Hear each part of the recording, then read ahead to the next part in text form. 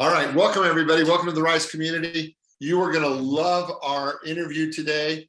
We have Paul John Roach, who is a longtime Unity minister and writer and a deep spiritual thinker. I mean, he's a deep guy.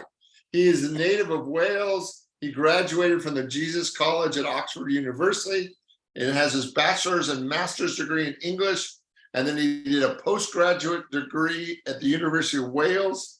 He was ordained in Unity in 1988, served as the senior minister at Unity of Fort Worth from 1988 to 2018. He served on many teams and boards and committees in the Unity movement and was also on the board of Unity World Headquarters. He's an author for Unity Magazine. His first book is the subject of today's discussion, and it's Unity in the World Religions. He's also got another book coming out on his journey to India in 1976. I have known Paul a long time. We were actually in seminary together, and right. He is just a very smart guy. You're gonna love today's interview. He is a deep thinker and a great guy. Paul John Roach, welcome to the Rise community. Thank you for being with us today. Thank you, Richard. What a lovely introduction. I hope I can meet the high standards you set. Well, that is not a concern. All the deep standards. I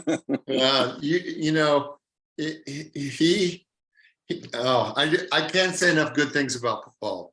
We played, when we were in seminary, we played basketball together. We would go to the pub occasionally together, and he's just a great guy. So I'm come over and use your rowing machine, as I remember. Yes. You have a rowing machine. Those are some long time ago. So let's talk about your new book, Unity in the World Religions. What inspired you to write it? I know you've been committed to world religions, your whole life. So what inspired you to write this book?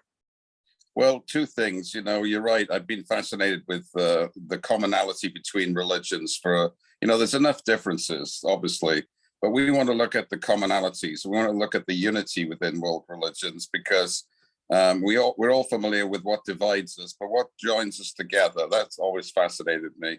And I've always been a believer that the mystic vision is the unitive vision. The mystic vision is common in all religions. And so I've taught that all during my career as a minister. And so I thought, listen, now I'm retired, maybe I should write all this down in a book, because, I've been teaching it, but it'd be nice to have it in book form so that people could use it. So that was the big impulse. And the other one I'd already sort of mentioned within that preamble there, and that is that I think it's important to see commonalities and what I like to call the golden thread within religions, rather than all the differences.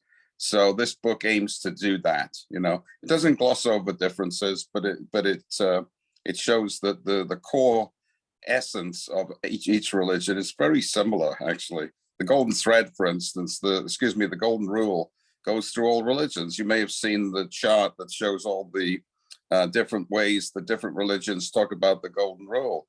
That's the commonality we're talking about. So that fascinates me. It brought me into unity in the first place. The fact we are one in truth, all beings everywhere, and same with religion. It's that perennial philosophy. Aldous Huxley originally coined that term, I think, back in the 40s, and I like it. The perennial philosophy. It's the philosophy that is ever within everything all the time. It keeps popping up through the ages.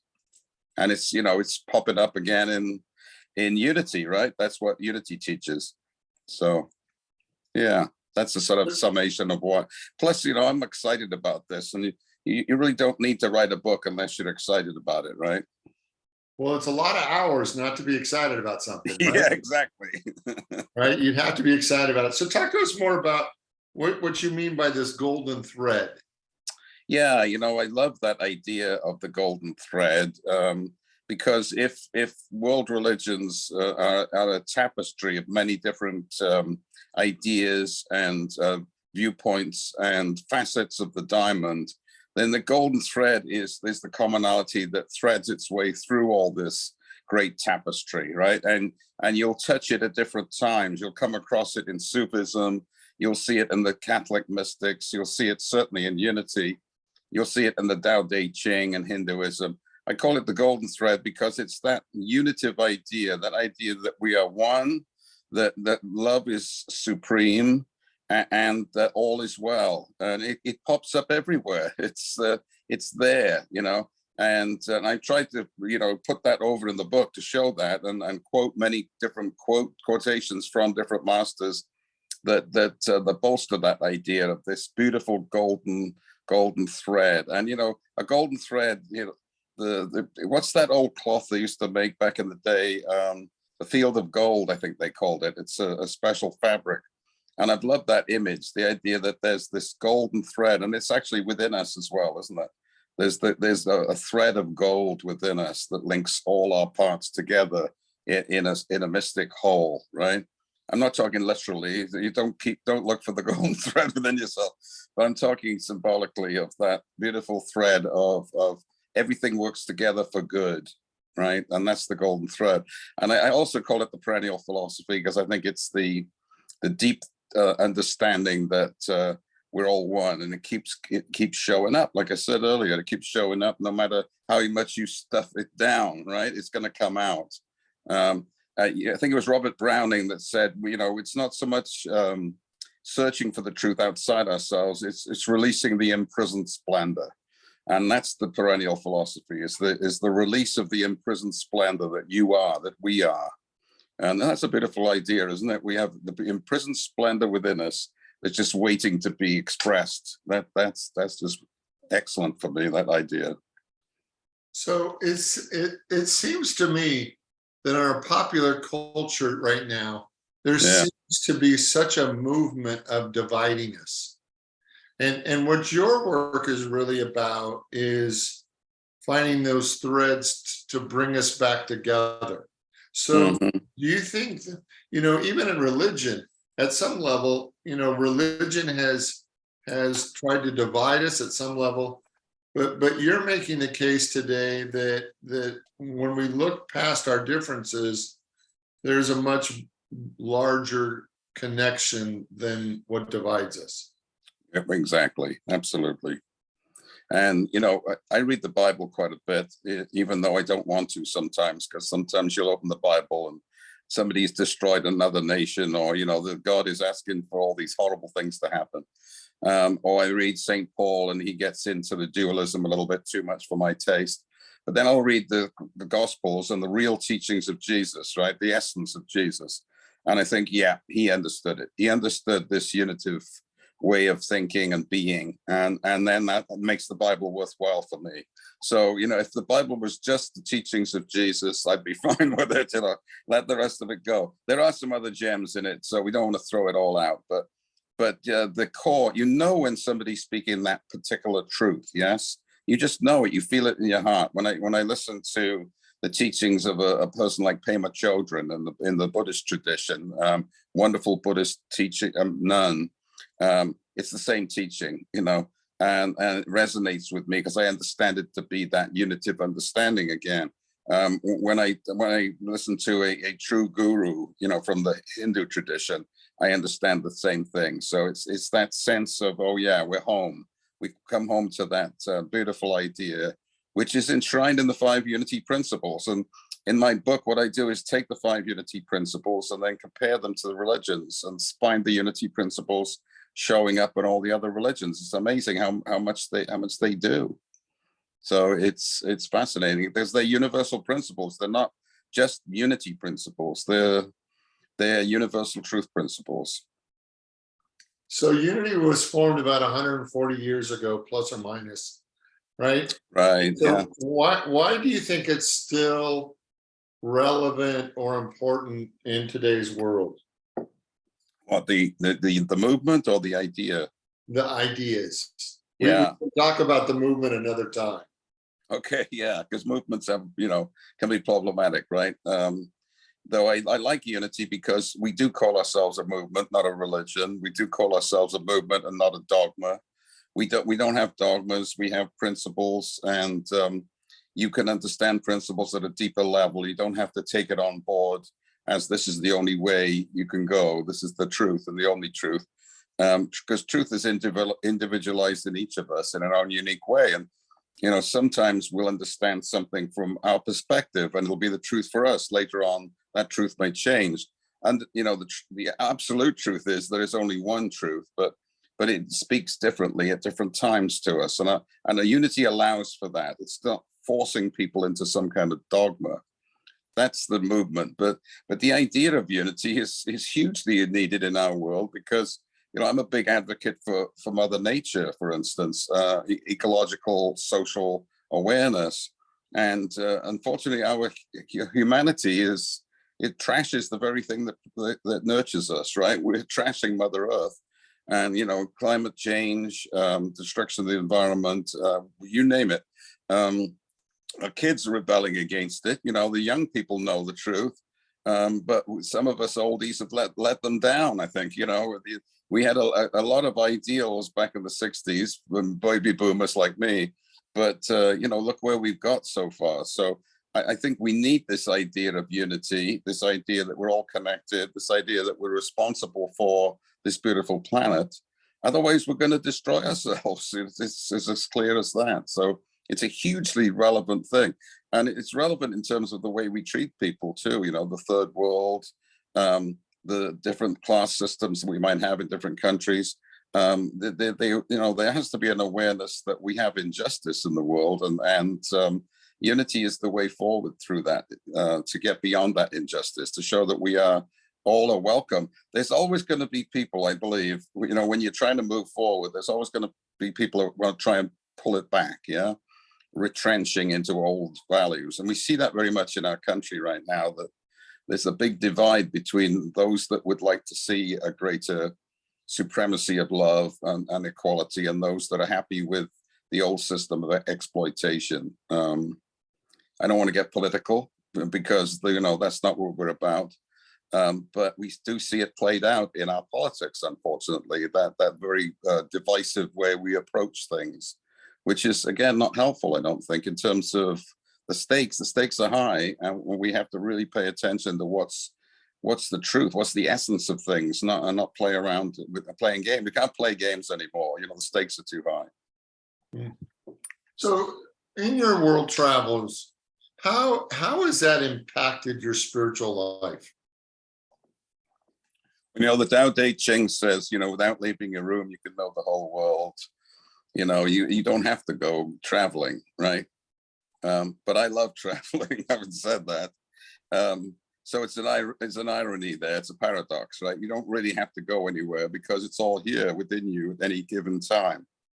But, when you do travel, you do get exposed to vastly different cultural ideas, and ethnic groups and ways of approaching life that you might not come across if you stay at home.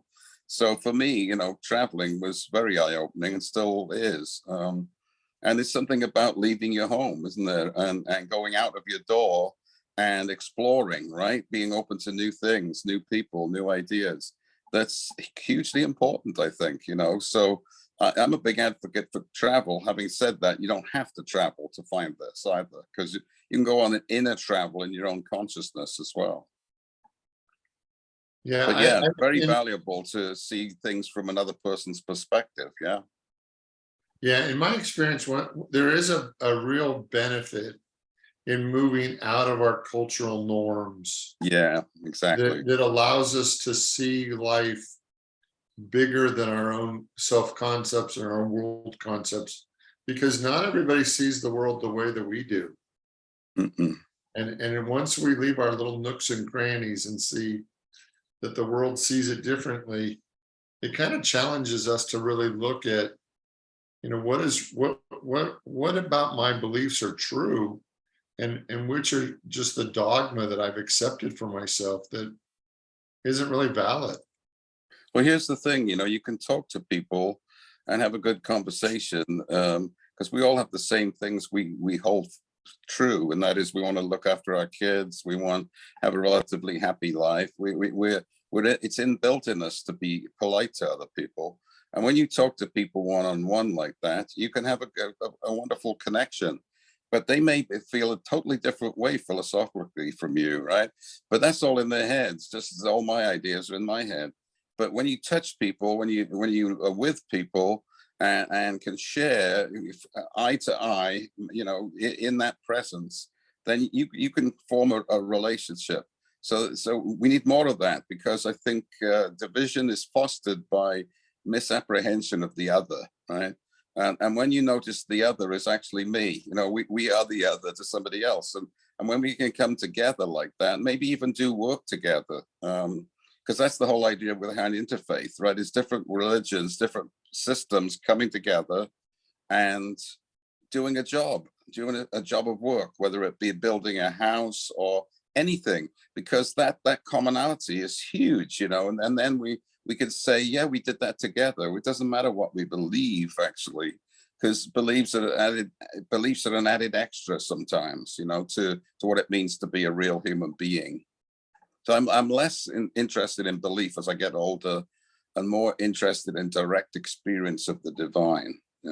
Actually, there's a great video by Jung on Jung towards the end of his life, the great psychologist, and the interviewer said, "Do you believe in God?" And he says, "No, I know God." And I love that response. You may have seen in that particular video, but he'd moved beyond belief about something to an inner knowing of what that was. So that's the direct experience I'm talking about, right? And we can have direct experience of love for another person and with another person, and it doesn't matter then what they believe about different aspects of life and whatever. You've connected at that level of love, and that's supreme. That connects everything, no matter what, in my mind. So can we talk about some of the teachers that have been impactful in your life? Sure. Yeah. So who are the teachers that have had a big impact on your spiritual journey? I think, it starts with our parents, doesn't it? That often, whether they're aware of it or not, they are teaching us something. My dad used to take me up the mountainside and immerse me in nature. And that instilled in me that connectedness to the natural world. So I thank him for that, what he did there. I don't think he was aware that he was teaching, but he was. And so maybe he was my first teacher. I remember in high school, I had some mentors that helped me think and dare. Nobody in my family had gone to Oxford before, and one of my teachers said, "I think you're bright enough to do this." And we put it aside for several years until it was time to go. And then I thought, well, maybe I should try, and got in. So again, people drop seeds for you, and that you don't even recognize at the time how profound that was. Now I do, looking back on it. In seminary, we had some remarkable people. Ed Rabel stands out. He was a great teacher at Unity at one time. And again, he used to annoy people, but some teachers, that's what they do.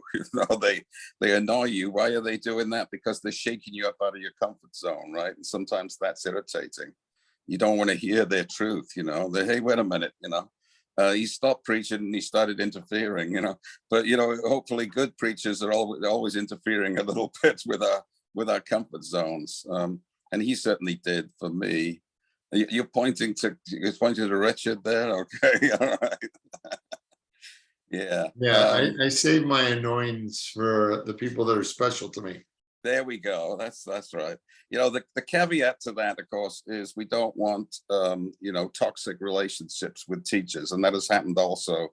We know lots of toxic gurus and whatnot, and manipulators, people in cults and all that have say they're annoying people, but it's to help them. Well, sometimes it isn't. They're just exploiting people. So we have to be very careful there that it's done in a respectful way. I was very much involved with Sai Baba in India when I was in my 20s. I absolutely love Ramana Maharshi. He's a teacher from South India, and one of his great mantras is meditate on who are you, who am I, because you'll find out the truth of you if you inquire into that question. Who am I in truth? I'm not my body. I'm not my ego. Who am I? And that's very profound teaching, I think. I love Pema Chodron, as I mentioned earlier. She's a great Buddhist nun, but she teaches universal truth. And I love her books. I mean, just the way she puts things is so apropos. And I think she's grew up in New York, so she's Western, but she has the Buddhist, Tibetan Buddhist sensibility too. So she combines East and West very well. So I like her a lot. I think everything is our teacher ultimately. Yeah. So you have to be open every day to what's this teaching me. I had an argument with my wife yesterday, just a little one. It wasn't very big. Haha. And but that was a teaching. It's like I could say, this is not nice, I don't want to deal with this, but actually it's, well, what's going on here? Why are we doing this? What's up for us? So it can be a teaching, and we reconcile and everything's fine, but sometimes you can make it a problem. It doesn't have to be. Almost everything, I like to say, is grist for the mill. It's all part of what grinds down to make the beautiful bread of life that we're trying to live. So all grist for the mill. There are many other teachers, but I think those are some of the ones that, in the Catholic tradition, I love Meister Eckhart. I think he's probably the most profound teacher of Western spirituality, just an amazing mystic. And people have said he's very Buddhist. Well, he's very Buddhist because he recognized it's all one, right? And so he sounds Buddhist to the Buddhists, he sounds Catholic to the Catholics, he sounds unity to unity people, because he found that golden thread, that perennial philosophy. Yeah. So can we break the 5 teachings that you based your book down on? So the first one is, how do you define the first teaching, the first principle? God, there's only one presence and only one power in the universe, right? There's various ways it's phrased and everything, but basically it's the idea there's one presence, one power, that everything else is just not true. There's only one, that everything is one ultimately. Yeah. And so you'll see that in all religions. The Jews say God is one. Hear, O Israel, the Lord is one. God is formless but takes many forms, is the Hindu way of looking at it. So you'll see that this idea of oneness is common and it's, some of us need to get beyond the word God, don't we? Because God can be a problem. We grew up with this baggage of God on a cloud. So when we say the one presence and one power, I like that better, presence, because the presence imbues everything, right? It's not necessarily this old man on the cloud judging everything.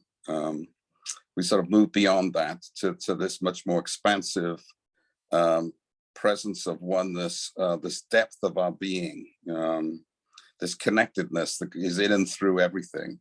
The older I get, the more amazed I am how everything is connected, I mean, in Mother Nature, you see if you look down from the satellite at a river valley, and you see all the patterns in the river and everything, and then you look into your own body and you see the veins and the arteries, and then you look somewhere else, or on a beach, the same patterns are happening in microcosm. What's happening in the Grand Canyon?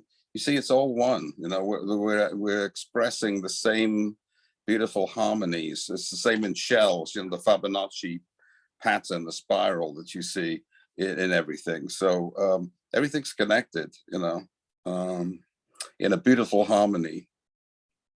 Maths, mathematics, that takes us to number music, 2 principle. it's all connected. Yeah. That takes us to the second principle, which is that we are all created in the image and likeness. It's axiomatic, isn't it? If you believe there's only oneness of everything, then you are one with the one. That has to be the case. So the divinity, the essential divinity that this one presence is you, expressing in you uniquely, but expressing in all other beings on this planet, and not just humankind. I believe it's expressing in every being, every animal, every sentient being on this planet has an essence of that oneness. And, you know, we're finding this more and more now, that creatures that we thought didn't have very great intelligence are actually incredibly intelligent. I don't know if you saw that video of the puffer fish, did you? Where the puffer fish does a mating ritual where it creates, it's the male puffer fish, and it's just a tiny little fish that lives off the coast of Japan, and it creates a mandala, like a 3-level mandala. It takes all day for 7 days to create this. And at the end of 7 days, she's got this amazing mandala that's 3-dimensional and like I said, absolutely perfect. And it's got the brain the size, you know, there's no brain in it basically, except that we know now that it's not just about your brain anymore. Every cell has a brain, right?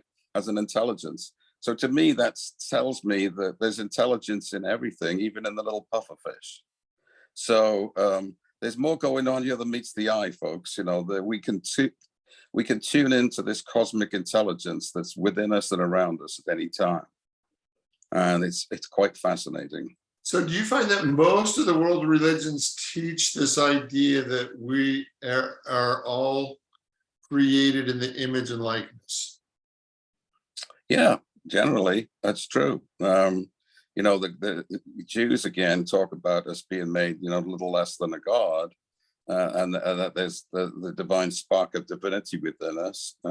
Certainly, the Kabbalah teaches that very strongly.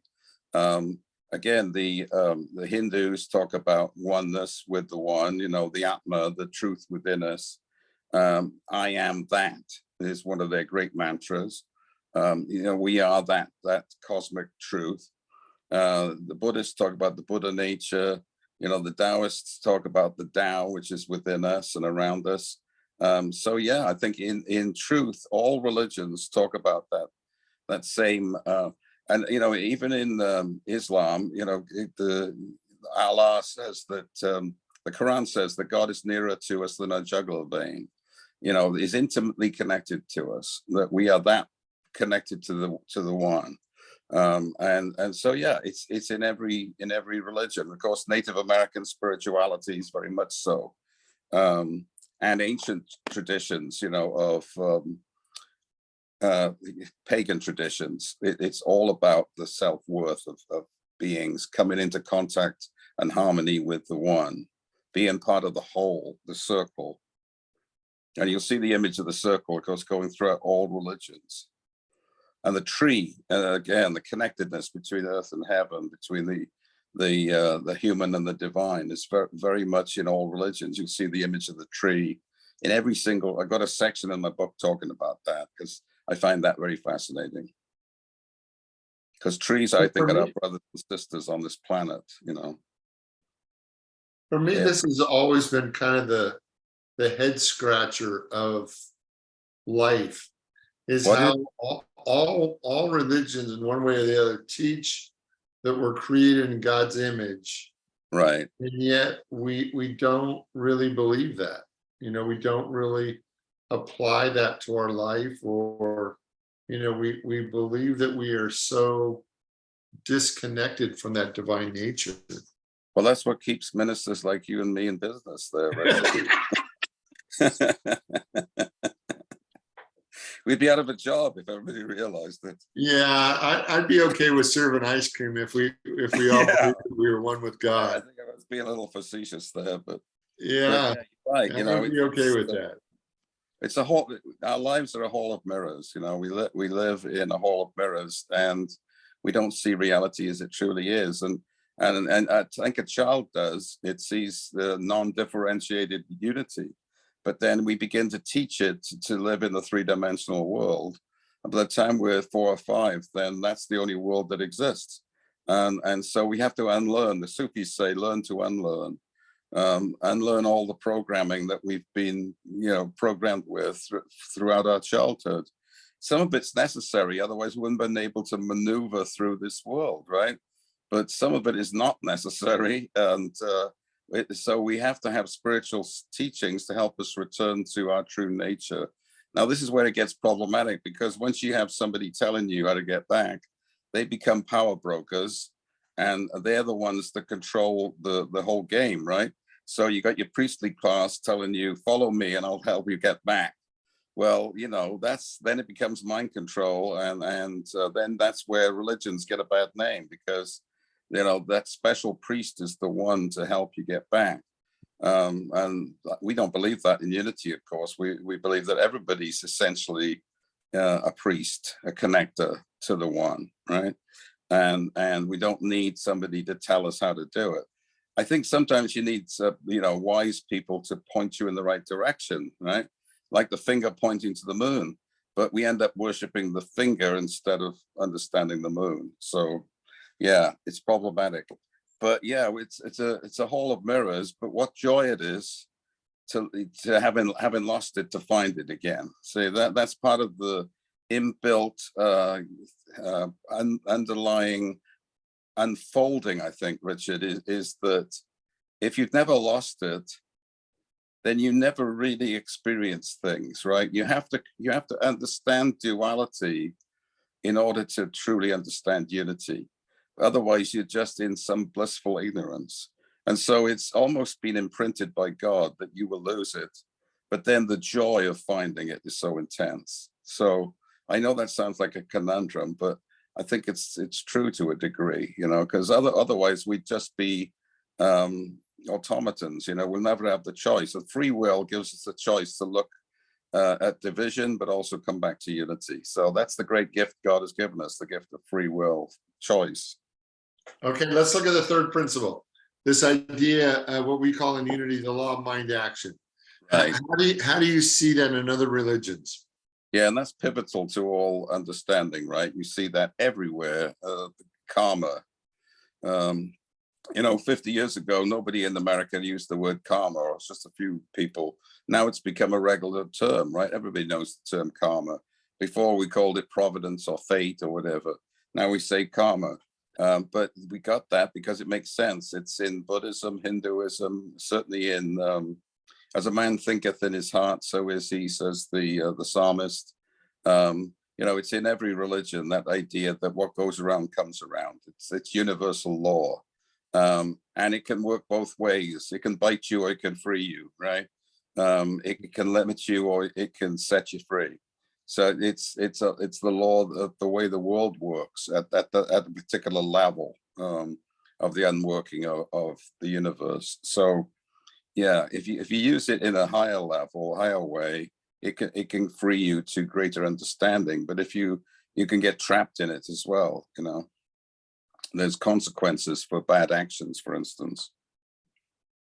If you insist on abusing yourself, then you can't help but have some physical and mental, emotional consequences for that, right? Just the way it works. And then for unity, the fourth principle then is prayer and meditation. And so talk to us a little bit about that. I mean, the world of prayer and meditation has changed dramatically, well, at least in this country, over the last 50 years, since maybe the 70s, where now meditation is now a regular thing in many people's lives. No, absolutely. Yeah, it's become, again, it's one of those words that is a commonplace, right? That even on the TV ads, you'll see people are meditating now and everything. It's become accepted. It used to be weird, oh God, meditation. And for years, our fundamentalist Christian friends resisted it, oh no, meditation, that's of the devil, But now it's taken over the American culture so much, I think even they're talking about meditation. So they've given up on attacking it because, if you can't beat them, join them, as they say. But yeah, it's core to every religion, isn't it? It's the technique, it's the scientific technique of connecting to the one. And that is what prayer and meditation are about. So they're the boots on the ground. They're the way we do this connection. And the more time we spend in prayer and meditation, not just on the mat, it's about the way we approach life, right? Your life eventually becomes a meditation because you bring a mindful attitude to everything. That's true prayer. That's true meditation. You don't have to be doing rote prayers. Everything is a meditation. So yeah, that's universal. You see, I don't think there's one religion that doesn't have that. Yeah, I agree. So let's Yeah. open it up. I want to give you everybody a time to ask Paul a question. If you have a question, please either just raise your hand or hit the little question button at the bottom, and we will get you in so you can ask Paul a question. Colleen, go ahead. My question is this: could you have written your book sitting in your armchair, or were your travels really necessary for you to be able to write what you did? Good question. Probably I could have managed it without traveling. Could have studied enough and whatnot. But you're getting out and about, you meet people, you have experiences, and those deepen you. And so the book becomes real, right? Becomes a document of authenticity. One of the things I said to myself when I first became a minister was, I'm never going to preach just about stuff that I've heard. I'm only going to preach about stuff that I know. And, I've known a lot of teachers. They could be good teachers, but it's book knowledge. They're teaching from what sounds good and what they've heard from somewhere else or read in a book. And you can always tell the difference when somebody's speaking from their personal experience, their direct experience of these truths, then it sounds authentic. It sounds real. And that's what's important, I think, is speak from your heart, speak from what you know to be true, from discernment, from experience, from that direct connection you've had with the divine. So I think that's the core, the key, right? If you can do that in your room and have those direct experiences, great. But I think often you have to get out and about in the world, rub shoulders with people, and understand from that level, because that's the real teacher again. We are each other's teachers. So I've been out in the world a lot, and as a minister, you have to be. If you don't like people, don't become a minister, right? Because that's what it's all about. And so that's been a joy, meeting numerous people and learning from them and learning from the situations that have arisen. So yeah, that's basic answer to that, I guess. That makes sense. Thanks, Paul. Sure. All right, Linda, what's your question? I wanted to say I love your book. I received it as a thanks. Christmas gift this past year. Lovely. Thoroughly enjoyed it. I love world religions and studying all the differences and the similarities. Right. I am teaching the 5 principles right now. I just finished this morning with the 2nd principle. Cool. I'm happy to hear you say your book is based on the 5 principles. And I think I'm going to go back and see if I can incorporate anything into my teachings. So Sweet. thank you for that. Yeah.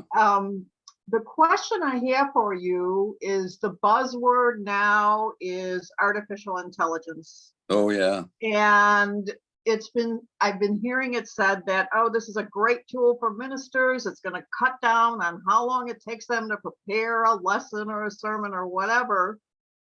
And I like that idea. I understand it for time saving. But the other thought that came into my mind is, well, if AI can generate a lesson or a sermon, why do I, as a congregant, need to go listen to a minister? I can generate my own lesson. So I just wonder your thoughts on that. We know there've been robots preaching from the pulpit for a long time. No, just kidding.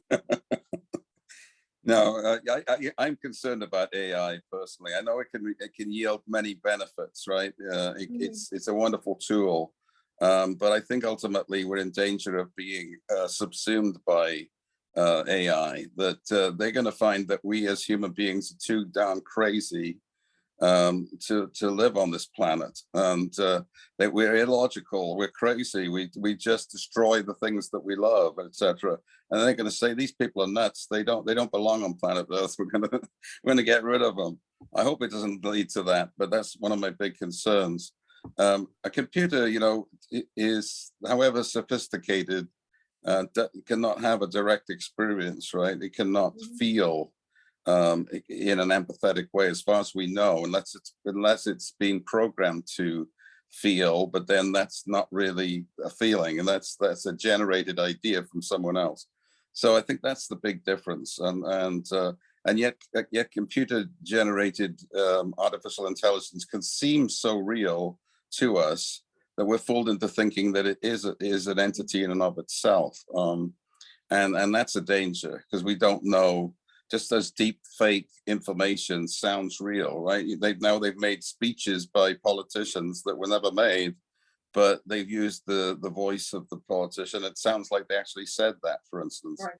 You know, there's a danger there, isn't there? Talking about put words into people's mouths.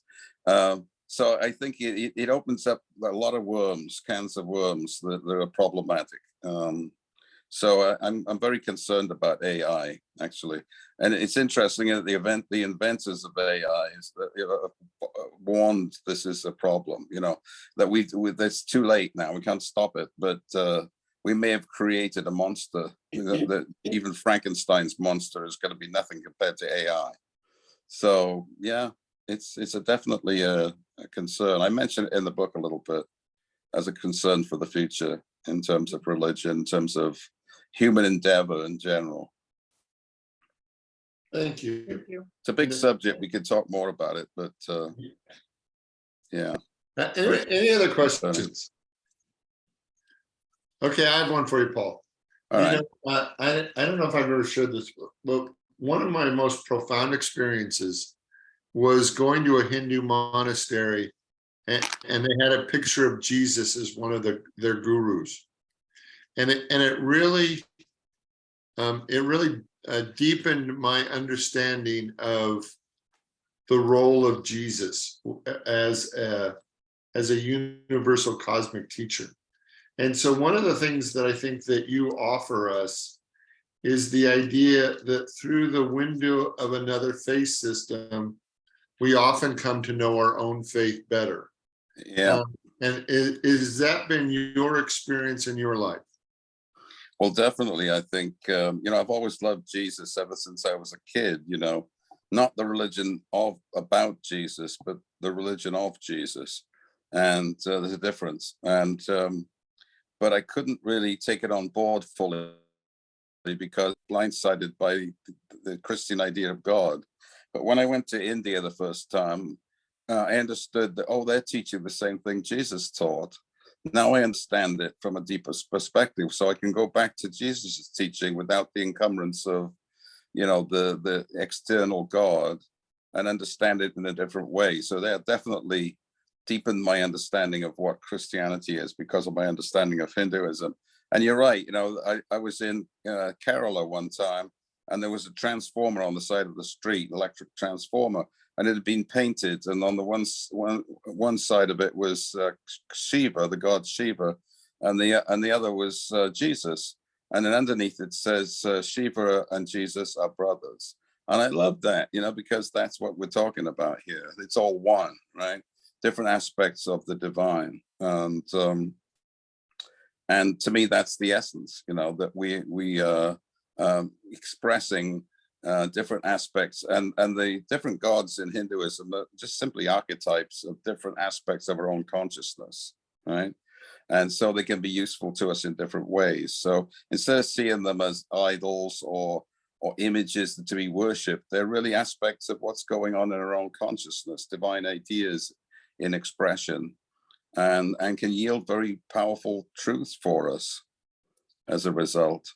I don't know if we got time, but I'm really into Saraswati right now, who's the Hindu goddess of knowledge and beauty and creativity and music and the arts. And she is often associated with the flow of water, because creativity is the flow, right? And so her creature is the swan, and she's usually dressed in white. Well, in Celtic Christianity and pagan Christianity, Celtic understanding, there's Bridget, who's been in a Christian form as Saint Bridget, but she also is the goddess of learning and the arts and of water and the flow, and her creature is the swan, very similar. So to me, those Indo-European roots have led to the same goddess appearing in Ireland and Wales in one end, and then in India in the other. but they represent the same ideas, the same archetypal ideas of the flow of creativity in our lives, and the beauty of that, and the sanctity of water and the flow of water. So that, being Welsh myself and Celtic, that is meaningful to me, because again, it connects seemingly disparate ideas that we're not so different after all. The same understanding that's happening there in Ireland is happening in India. So that to me is fascinating. I agree. And the thing for me is, it just takes me to such a deep heart place when I see all the religions in one way or another pointing in the same direction.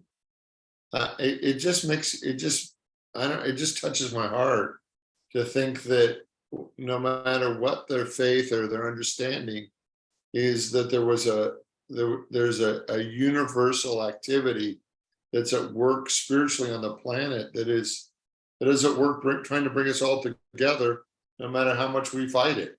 That's right. Yeah. So that just moves me. It really is a deep emotional experience for me.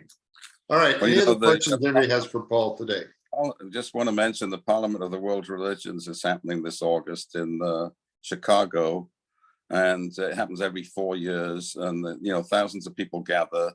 I'll be there. I'm doing a workshop with some of the interfaith folks at Unity Worldwide Ministries, and I'll be selling my book up there too, which is great because I'll have a chance to meet people of different religions and hopefully share the book with them and share ideas. So that's happening mid August. So that should be cool. There's going to be a lot of Unity and New Thought booths there too, to represent our way of thinking. So yeah, it should be a good experience. Paul, thank you so much for today. I really appreciate all the gifts that you bring to the Unity movement. We need more deep thinkers, and I, and you are such a wonderful blend of being so joyous, humorous, but a great mind that has blessed us and the Unity movement for many years. And so, Paul, thank you for being on the Rise community today. Thank you for bringing your gifts to the Unity movement. And we are really blessed by you. Thank you so much. Well, you're too kind, Richard. Thank you. And of course, we know Richard's one of these lights too, right, in the Unity movement, and has been so for many years now, and brings wonderful things and opportunities to Phoenix, and not just Phoenix, but all around the world now. So thank you for all you give to this idea of oneness and unity. So yeah, Thanks, Paul. And a true joy to be with everybody. Thank you for your smiling faces. Wonderful group. There's a lot of light in this group. I can feel the energy of light. So you're obviously in tune with what's going on here and allowing that light to shine. Because I'm in some groups and the light isn't there quite the same, but here everybody's shining, and that's pretty amazing. That's pretty remarkable. So thank you. Well, this group is full of it. I can tell. Yeah, we are absolutely full of it. Yeah. I'm not always sure it's light, but we're definitely full of it. Yeah. Now don't put them down, Richard. We're all full of it too. You're right. Yeah, we are. All right, Paul. Thank you so much. All right. Thank you. Have a great afternoon. Bye-bye And thank now. you for being with us. All right. Bye-bye. Bye-bye. Bye-bye. All right, everybody.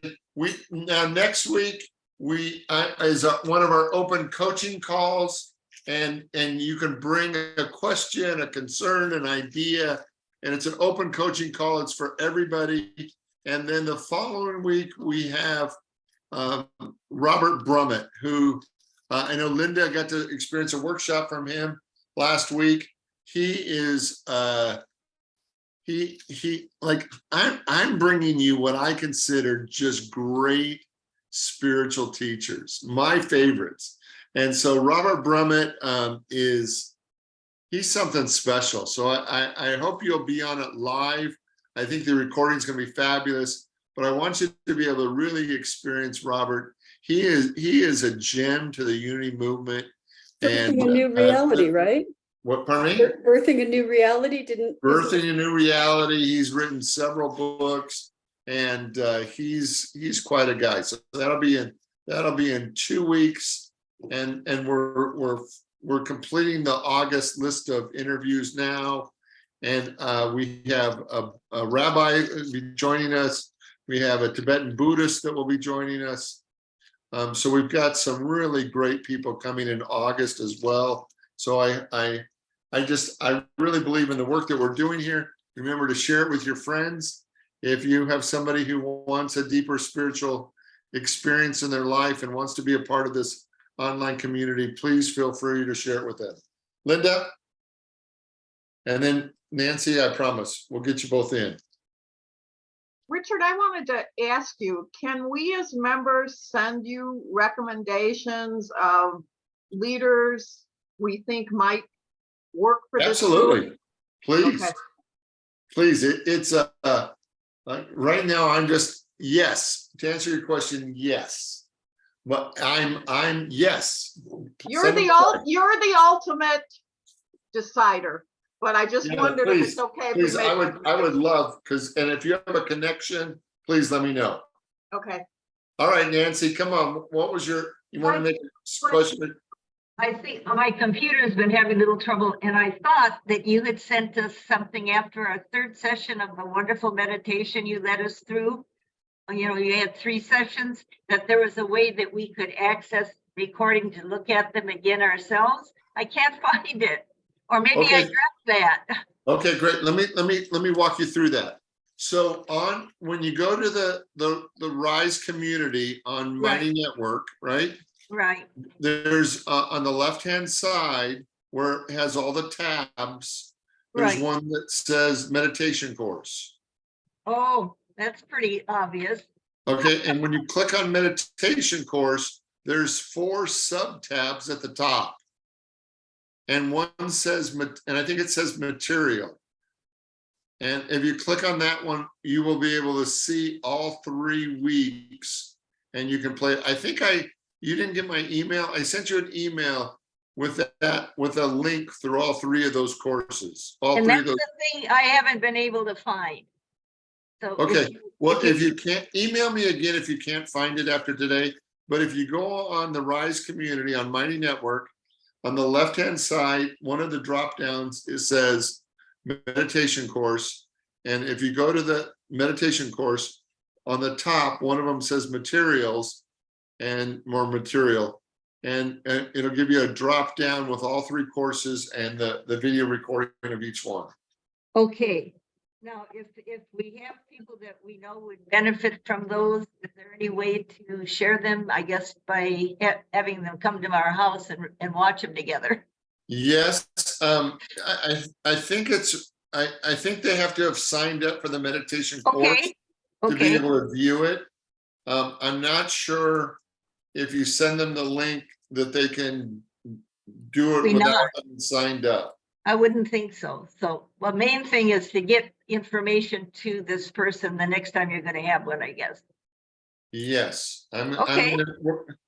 we're working on the class. The next class I think is going to be in September, and again, you know, those are so my next thing is going to be in September. Okay, and then she could sign up for that and a couple other people. Yep, know. absolutely. Perfect. That's the way we'll do it. Okay, great. Thanks All so right, much. anything else anybody has before we close today? All right, I love you all. I love seeing your little faces. It really is fabulous. And remember, I'd love for you to, on the boards under Paul's, you know, when we look at our online things, I'd love for you just to give me a sense or two about what you thought of Paul, what you saw the benefit of it, how it made a difference. Because I really want to, as we're building this online community, your thoughts, your reactions really help drive it forward. So if you just give me 2 sentences, 3 sentences on what Paul meant to you today, I would love to read that. And I comment back, and I don't always do it instantly, but I try to do it within 24 hours. All right, so I just love to hear from you about that. All right, And Jeff, I know you had a friend, you have a friend who wants to join. Did you get that information that I sent?